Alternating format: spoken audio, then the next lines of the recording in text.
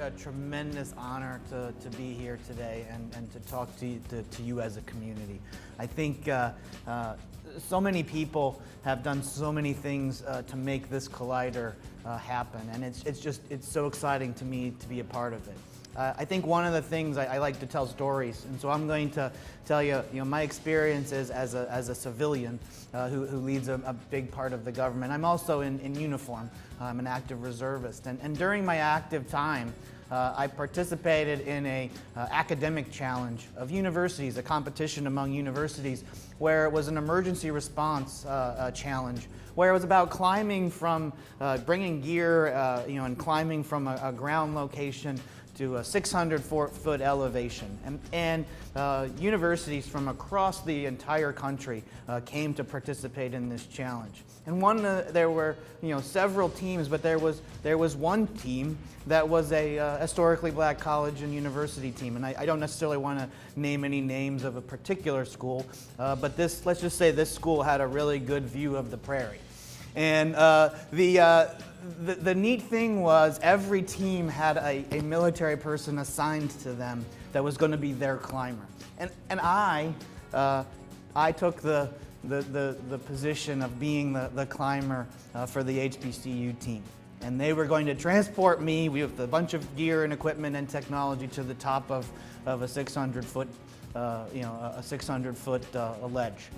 And what was very, very neat is that team came to me and said, we don't think, Art, we can compete with all the other universities. We don't think we have the good technology to do that. We just wanted to do this for the experience. And I took that to heart as to say, we as a team are going to perform very well in this. And the neat thing was their technology, while rapidly taking me to the top, was so heavy and that it was going to be difficult to get them the maximum points.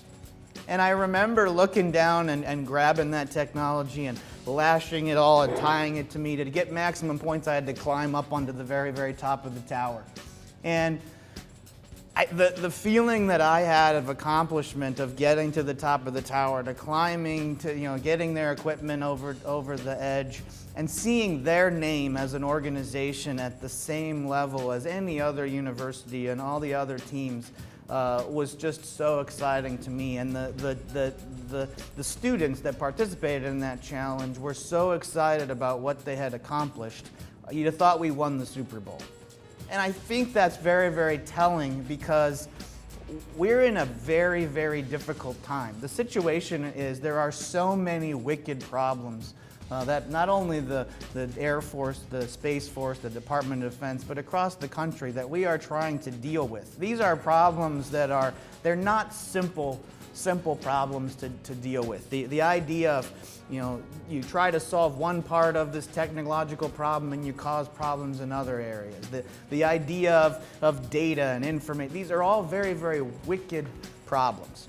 And to solve wicked problems requires lots of different thinking, lots of different disciplines, lots of different diversities, different backgrounds, different angles of looking at a problem.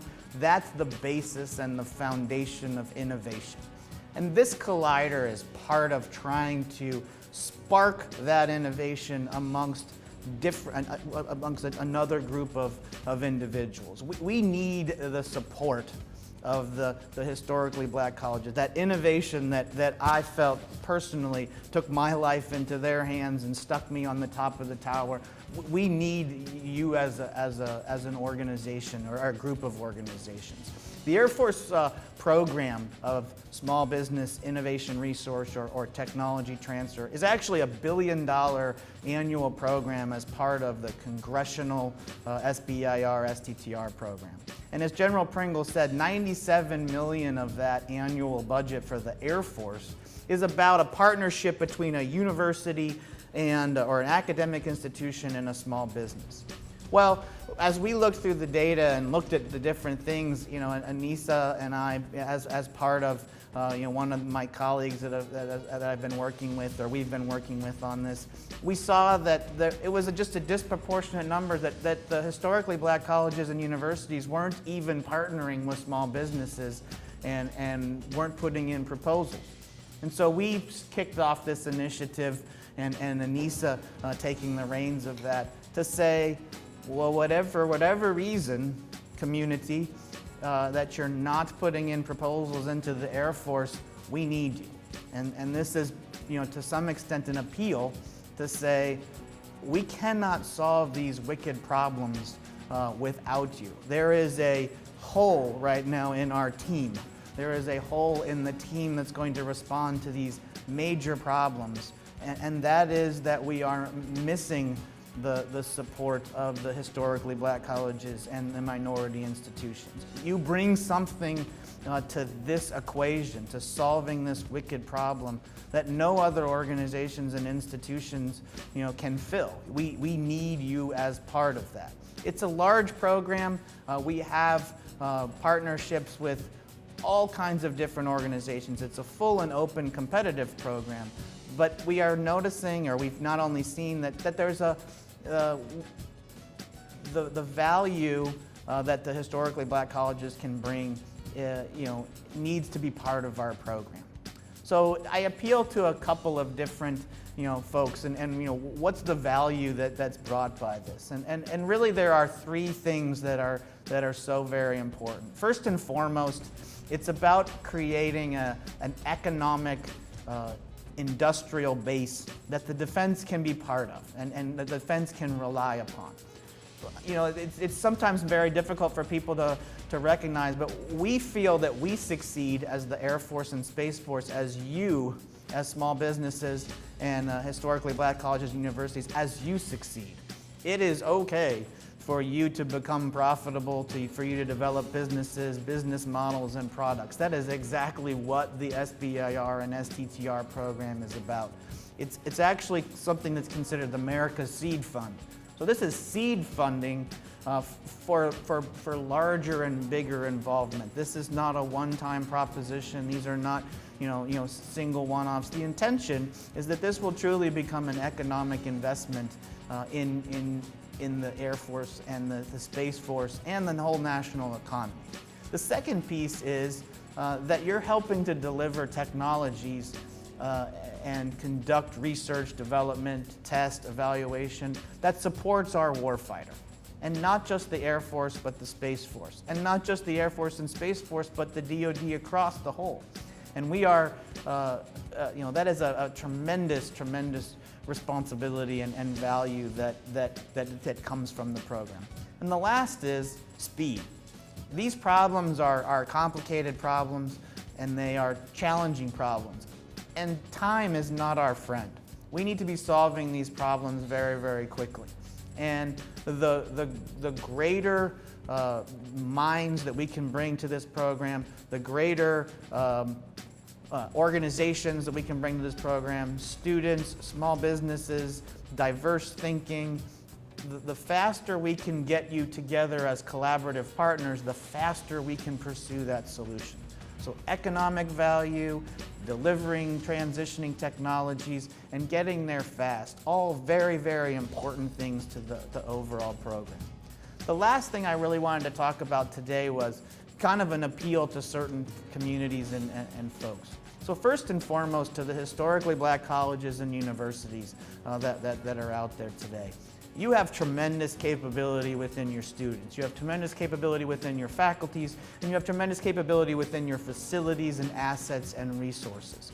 This is an appeal from me as part of the Air Force saying, we need you to try to bring those to bear to help us with these challenges. And so as you look for how you could bring those assets to support us, you are someone who we need to be working with. The second is to students and faculty who are part of those historically black colleges and universities. And my appeal to you is, as you are now looking to transition yourselves or your life to something new, perhaps you would consider going to work for a small business, or consider actually starting a small business of your own. And what the STTR program allows you to do is, if you were to start a small business, you can partner back with the historically black college, back to the mothership, back to your home that you're coming from, and actually help utilize the facilities that they have, help utilize the faculty that has supported you, and we can actually be part of that happening. You're actually spinning out a new company, and that is a tremendous, powerful opportunity. The third group is really about any other small businesses out there. As you are looking for partners on projects, consider reaching down and reaching down into the ecosystem that we have in the historically black colleges and universities, and find a partner. That those organizations have tremendous value that you can bring to your proposals in such a way that you become a competitive solution to an overall problem. There are so many different aspects of this program that are very exciting, and we want to see you reach out to this and many other organizations to be able to solve and help solve those problems. So again, all these different communities are a major part of that collider.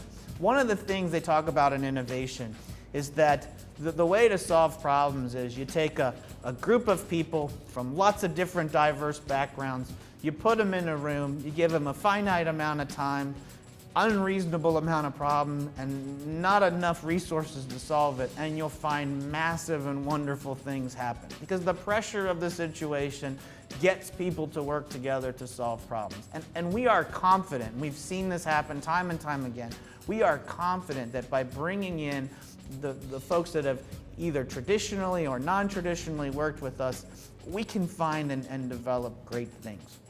I think I wanted to kind of close with a story. Is one, I'm a long-time triathlete. I'm a 7-time Ironman triathlete, and I've done race upon races for years and years and years. And I to some extent, became very cocky, thinking that I was a tremendous athlete. In all of those years, I never finished first in any race. I was never the first. I was never truly competitive. Well, a few years ago, my children, my son and my daughter, suggested that why don't we do one of these competitive triathlons where we were a team. And I, as a longtime triathlete, it was a challenge to say, okay, we're going to actually compete, and I've got my son and my daughter who are not longtime racers.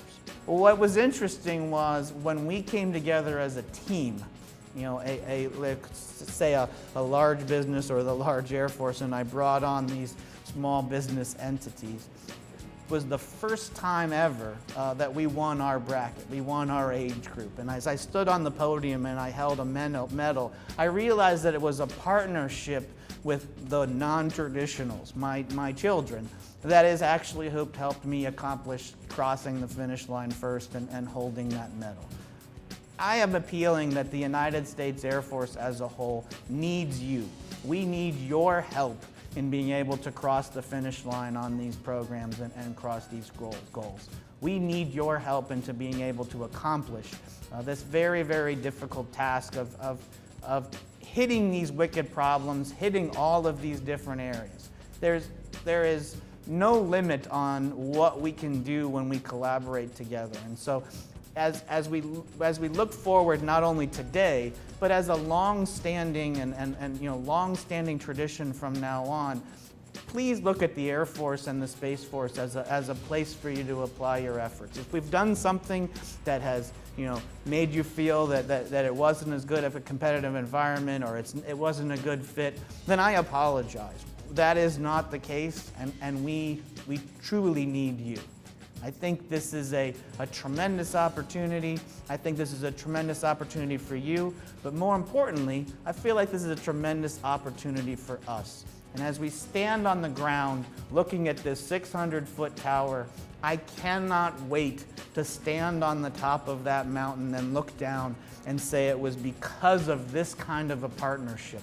This kind of a partnership between the Air Force and our historically black colleges and universities, or minority academic institutions, small businesses, minority-owned businesses, women-owned businesses, veteran-owned businesses, as a whole group, we're going to stand on top of that mountain and look down and be so very, very proud of what we've been able to accomplish. We'll close by saying that Anissa Lumpkin and I have been colleagues for a number of years, and I consider her one of the most brilliant minds that I've gotten a chance to work with.